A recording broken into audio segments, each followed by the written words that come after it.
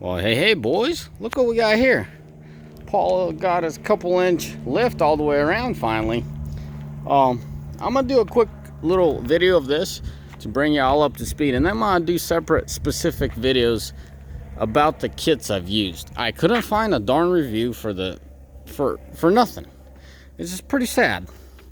A small little kicker to this equation is the auto leveling system, and I will explain to you in this video why I went with this kit. And yeah, so in the back we got a 2-inch spacer on the airbag and on the leaf spring, and then we have spacers up front and shocks. With a quick review, first things first, why did I go this route? The initial route that I was going to go is about a $3,000 kit. That's just parts. And this, guys, believe it or not, this cost me about 450 bucks. So I got that RC, so rough country kit, gives you a spacer and a shock. I'm gonna do my best not to go into details on this one because I got a lot to say about this kit. It's good and bad. Yeah, for 170 bucks you get the shock and the spacer. Now when we go in the back, and here's the kicker for me, guys, I just couldn't find much useful information out there on the internet. Just there's not enough information out there to share with what's all going on with this auto leveling. You know, someone wants to sell you brackets, lowering, hiring, all that shebang. Someone wants to sell you rods and all that, lease packs. But for an average Joe, just wants a clean look, a simple lift. At 2 inches, you're not really busting anything up as far as I mean, you are increasing the torque axle wrap a little bit, possibility of potential of axle wrap in the back, or should I say more leverage for it to happen with a 2-inch, but ain't nothing crazy. It's not a 5-6 inch block, so don't worry. I wasn't too concerned about the block on the leaf springs. Let me show you what all went down there. So I can't zoom. So that is your spacer for your airbags, and that, okay, where you at, buddy? That right there, the shiny piece, the black one, is your 2-inch spacer for your leaf springs. As you can tell, we got new U-bolts in there too. Something I highly recommend y'all, give it a couple days and come back at it and torque down, re-torque your U-bolts. I see it in the big rigs. I do work on big rigs that's a few of them back there, but that's not the thing. Just want to underline, big rigs suffer a lot from that because they're so heavy. Pickups, I wouldn't be surprised if they loosened up over time. It's an industry standard. Just retorque your U-bolts, okay? Don't risk anyone's life, including your own. If you don't care for your own, at least think once about someone else that still wants to live.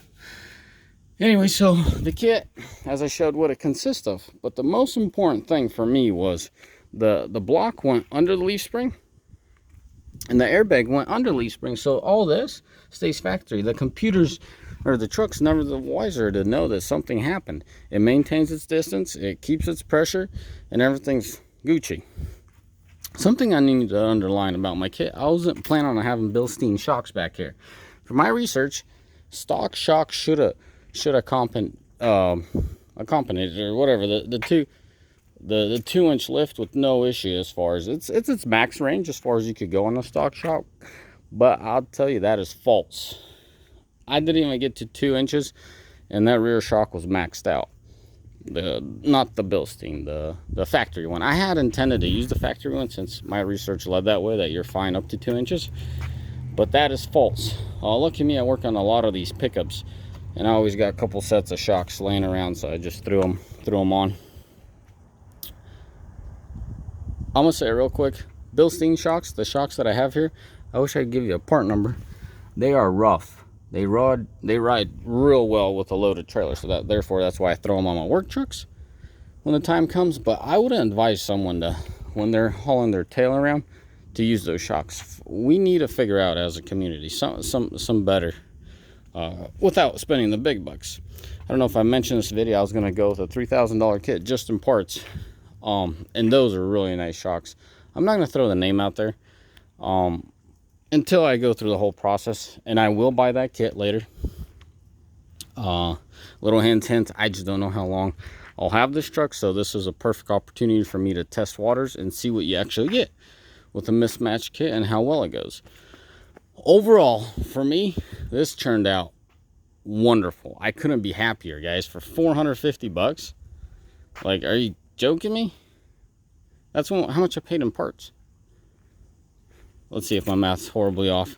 So this is for a 170. So you got 170. And then, what did I do back here? I did a kit of airbag spacers and blocks from the same company. Shoot, why am I blanking out? What company was it? It was a decent company. Okay, guys, let me put you on pause. Let me go find a darn box. Hold on tight. Okay, company's called ReadyLift suspensions. I have no idea why I spaced that.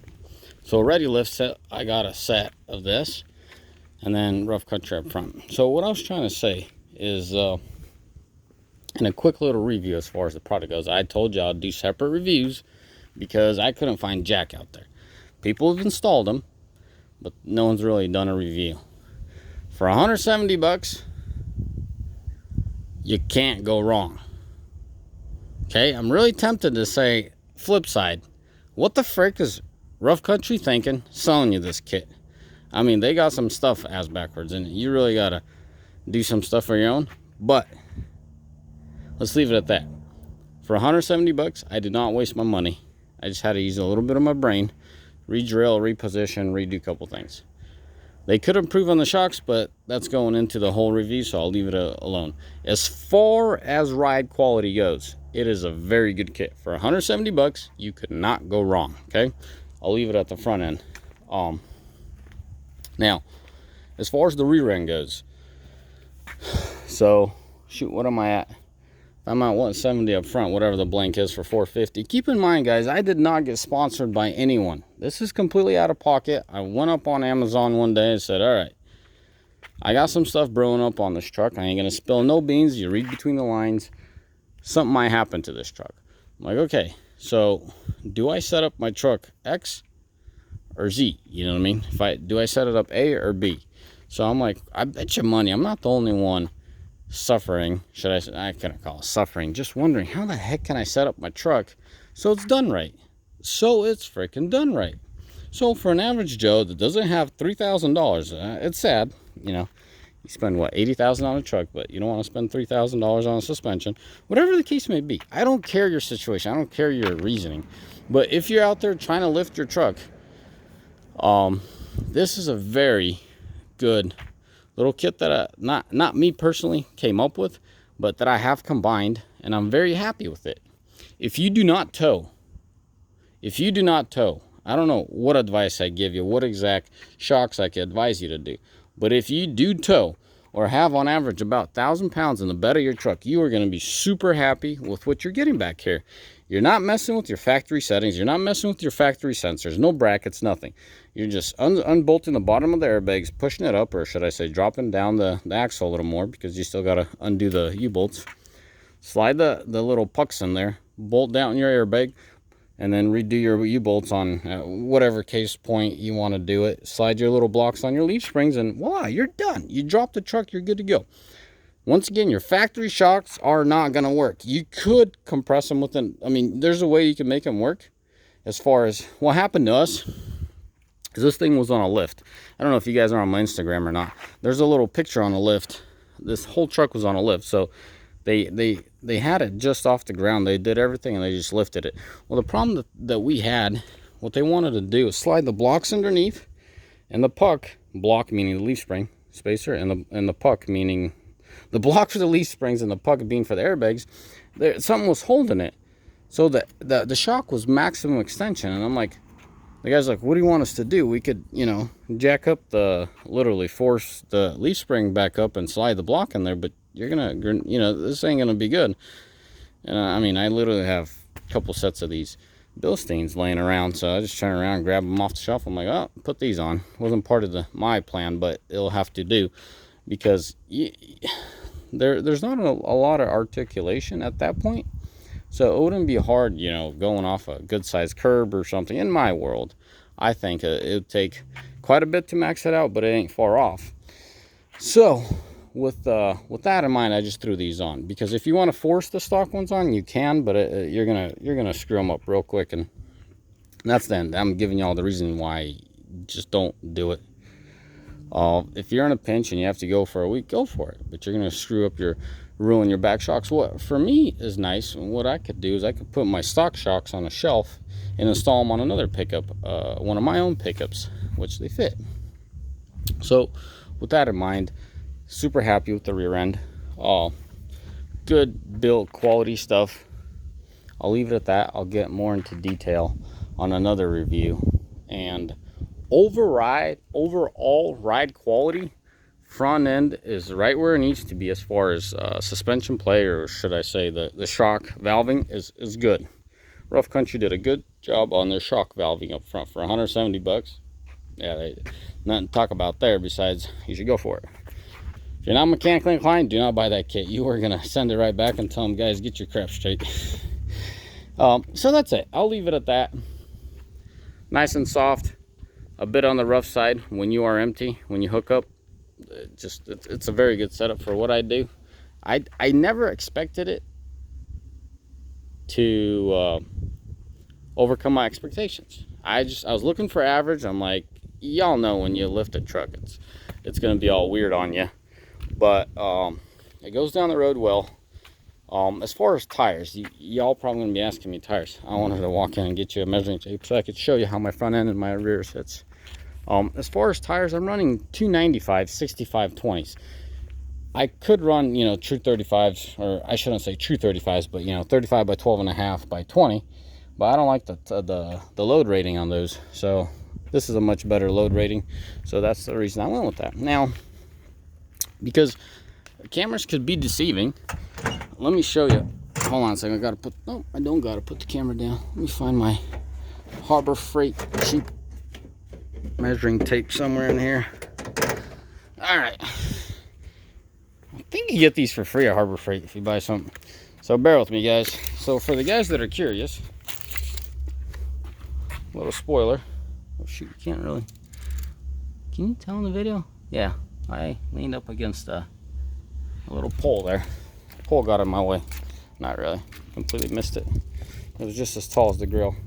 So what we have up front is 9 inches and 3/4. Man, this camera is not focusing for what I need it to do. Exactly 9 inches and 3/4, right? So when we go on the rear, last time I checked it was 10 inches and 1/4, which is freaking perfect, boys. Well, it's actually 10 inches and 1/8, I guess, the shifting weight or whatever. Guys, I couldn't be happier. Truck still sits at a rake, or whatever you want to call it. So about 1/2 inch. Well, first time I measured it was 10 inches and 1/4. Now it's 1/8 for obvious reason. There's a little bit more load because it's shifting back. Probably because I put some fuel in my slip tank in the back. So original measurement was 9 3/4, 10 1/4. That's exactly 1/2 inch rake in the back, which is awesome. Now we got, you know, 9 3/4 versus 10 1/8. So we're not far off. We're right there. I'm super happy with the setup. So you boys considering the setup, I say go for it. As I said, this is very inexpensive for what you get, and I'm happy. So I can tell you at this point. All right, boys, as always, may the Lord bless you. May y'all have a mighty fine day, and ciao. Let me know what else you want to know about this kit, because it's rough. There's not a lot of self-adjusting systems out there that guys talk about, and then when one tries to go for it, it's just not a lot of info out there. That's all I'm gonna leave it at.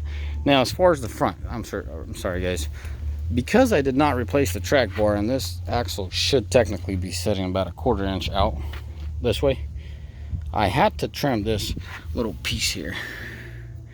And you can sort of see this. Just, I think I took 1/8 off. Well, about 1/8. It's good.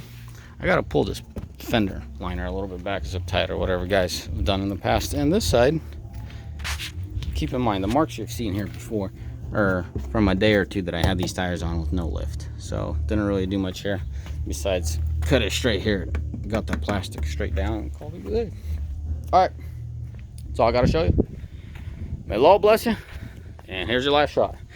And y'all have a mighty fine day. Ciao, bye.